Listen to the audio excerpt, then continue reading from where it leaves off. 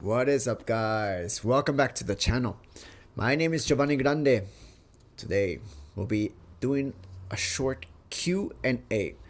And I did a Instagram post recently about people asking me questions, what they would like to know about Japan, about some culture and stuff. And my brother, he actually spammed me with a whole bunch of questions, and I thought I'd answer them today.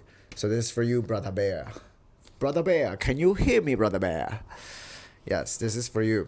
So I got a few questions that I got asked by him, and I thought this would be kind of fun just to like talk a little bit about you know simple things, not really dive into like a serious topic or about self development or something like that. I think it's nice to like talk about simple things, the simple things. How are you guys doing, by the way? The year is about to end. It's almost 2025.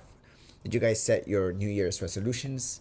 Did you guys do the things that you guys did you guys do the things that you guys did you guys do the things that you set out to do this year? Anyways, yeah, so without further ado, let's get right into it today. Let's see. So my brother asked me, what are some unique Japanese sports? What hobbies do you do in Japan? So this is like a two-part question. In Japan, I would say, of course, Japan has like a lot of unique things that we don't have like back in the States or whatever. But as far as sports go, I think probably the most famous, most popular sport here in Japan is probably baseball. They love baseball here. I don't like baseball. I think it's kind of boring, but they love it here. They go crazy. They got some players in America for the Los Angeles teams, and so they always talk about that. The guy is always on the television and stuff. So yeah, that's one of the things that's really famous here. They also like soccer and basketball. It's not as big as baseball though, for sure. They like that, and they also really like badminton here. They like sports a lot, to be honest. They're pretty active in school. I wouldn't say people really stay that active outside of school once they graduate, like university or even high school. People stop practicing the sports that they used to practice. So I don't know. It's probably the same back in the States. You probably like do a lot of sports during high school or like college and stuff, and all of a sudden you kind of just like drop it. I don't know. Anyways, those are the famous things. Those are the popular sports that people do here in Japan. As far as me, hobbies that I'm doing here in Japan, um, I did starting getting serious about calisthenics. So the reason I got into calisthenics, I mean, I've always been into it, but I kind of like got more serious about it because I try to go into a gym here in Japan, and I checked out two gyms. One of them, it was like maybe like $70 for like a month. In a sense, that's kind of expensive here. I think it's expensive anywhere actually. $70 for a month or whatever. And the gym was like so small, so cramped. And I was like, all right, maybe I'll just check out the next gym. And then I checked out the next gym. And this place was freaking incredible. It was like I was able to get like a what was it? Some type of discount. I forgot what type of discount. I think it was under the age of 30 discount. And at that time I was 29. So I went inside and I asked them to do a membership. That we were all cool. We were like already sending like the paperwork. We had to do some paperwork and stuff, like a whole bunch of questions and stuff. And then there came a question about tattoos, and like an idiot, um, I responded to the lady that asked me, "Do you have any tattoos?" And I was like, "Yeah, I have a small one just on my wrist and stuff." And she's like, I don't know this, y'all. She told me that I couldn't answer because of the small tattoo, and I was like, "It's just a small one. It's just like I cover it up." And she was like, "No, dame that, dame de gozaimasu." um, and so I couldn't get inside, and this gym was amazing because it had like, it was open, it was pretty spacious, it had a sauna, and it had like additional services like massage services and stuff like that, and the price was really good. And then after not being able to enter, I exited the gym, and I was just thinking to myself, I was like, fuck. Like I really don't want to go to the other gym that I just went to because comparatively, it was like, I don't know, night and day. you know, I wanted to go to this gym, but I couldn't enter, and I don't want to go to the other gym. It's just like it's overpriced, it's so small, it's not really worth it. And so from there, I decided just to go to the sports store and get a resistance band, and I started with that. You know, I started going to the park frequently, and I started working on my health, working on my strength training, finding a bar where I could do some pull-ups, and just doing that. You know, pull-ups, push-ups, and some squats. I think eventually kind of just like, you know what, this is where it's at. I'm gonna just do this to stay strong and healthy, and overall, I'm happy with what I was able to do with all that. You know, I also bought some weights from my friends. So I got like a pair of weights here. I do, you know, I practice, you know, some weightlifting and stuff. But yeah, man, that gym though. Anyways, next question. How different are Japanese apartments versus American apartments? And I did a video about the differences. I did a room tour of my place here in Japan. I think the main difference here is the fact that the walls here are like paper thin. So it gets freaking cold here at nighttime. Even during the day, it's cold in here. And I keep the heater on a lot of the time now. But even if I shut it off in a good maybe hour, it starts getting cold again. And so I don't like that about Japanese apartments. The fact that it gets really cold in here. And yeah, aside from that, I feel like the apartments here are kind of weak.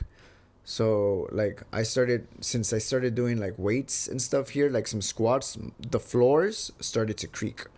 So with that in mind, I realized that, you know what, the apartments here are like paper thin. They're kind of weak compared to like American apartments, I would say. I don't know about the modern American apartments, but the apartment where I used to live when I was a child, it felt kind of sturdy from what I remember. But these apartments, they're like kind of like paper. Yeah, so that's the biggest difference about Japanese apartments. Let's see what else. Let's see if I could get some more light here. Are there a lot of Japanese people in America?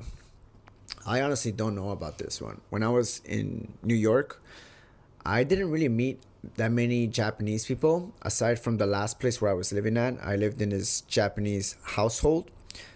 And around me were just like a lot of people that came from Japan and just like kind of stayed in this like shared house type environment. So I stayed there for like about a year or 2 years. But aside from that, I didn't really meet any Japanese people like outside of that. In school there are, but there's like very few, and they usually stay in a clique, right? Very cliquish. But I would say that there's a fair number of Japanese people in America. You just have to find like the communities. I would say maybe in Seattle there's a quite few Japanese people there. Seattle, Los Angeles, and those are the two main areas that I know that have Japanese in communities and stuff. And New York for sure. Like if you go to St. Mark's in New York, there's like a Japanese people there. There's a lot of foreigners there. Foreigners. There's a lot of Americans that go to this area to like, you know, get a little bit of the Japanese culture. I do remember going there like during my high school years and like college years. But that's one of the environments in New York where you'd find some Japanese people. Long Island City perhaps too. Long Island City in Queens. Yeah. I would say there's a few. Not as much though. I don't think there's that many. Let's see. The last question I'd like to go over. Let me see. What steps did you take to become an English teacher? Man, I could go and make a whole video about this. What steps did I take? Did I take to become an English teacher? I would say that the process itself was kind of long compared to like any other job that I applied for. From what I remember, I looked online and I just sent out a short application to like Interact, the company, and there's other companies for like what is it, the J Nantoka Nantoka. There's like a few other companies that recruit, right? But I just sent out a short application. It was just like on a whim, you know. I didn't really think about it. I was like, blah blah blah blah blah blah. Click. It was like 5 minutes, finito. And then I got a phone call the week after, and they asked me if I was serious about it, and I was like, well, there's an opportunity. Let's plant the seed. And I really start getting all this paperwork filled out and stuff. But the process itself took a little bit of a while. I had to like do maybe like 2 or 3 interviews. I had to do a presentation of a demo lesson of how I would teach English. Now I received like a skeleton lesson plan, so they told me, all right, so this is what you're gonna do. Try and make a demo lesson based on this, like, what was it, directions, how to move from here to there, like using like go straight, turn right, turn left, and just like do like a small presentation based on that. And so I did that. It was pretty easy. And then, I got some feedback and stuff, and I did one more interview after that. They told me I was accepted, and then I had to like send off like some paperwork, like resume, some proof of, I don't know, I forgot what exactly it was, some certification for teaching. But that was like super easy. It was just like a short application, and then I got my certificate and I just sent that off. What else? And just like basic paperwork and stuff. I think the waiting process is what took a lot longer because I applied during COVID years. It took about, what is it, like a full year and a half to actually get to Japan.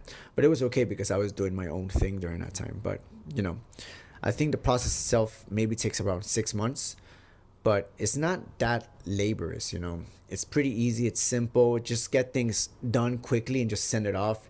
You're gonna have to take pictures of yourself, passport documents and stuff like that, but get your passport stuff figured out. And yeah, the process is like pretty simple, and it's worth it. I think it's worth it. The process is simple, it's worth it, and it's easy to get to Japan. Once you get here, you figure everything out. The company helps you out along the way, with all the paperwork that comes here. They help you out to a certain degree. A lot of things you have to figure out yourself, but that's life. You have to figure a lot of things out, especially when you get here. But they help you out. They hold your hand for a little bit, but then they kind of let you figure things out by yourself. It's a good thing, I think. Yeah, but other than that, that's how I became an English teacher. Yeah, I think that's it. I'm gonna close off the video with that because I'm running out of light from the window, and I know for a fact that my image is getting darker and darker, and I don't want to blow out my scene with a bunch of camera ISO, if you guys know what that means. All right. Anyways, I hope to see you guys in the next video. I'm trying to do more and more videos every single day, and we'll see how it goes. All right. Peace from Japan. Sayonara. Otsukare.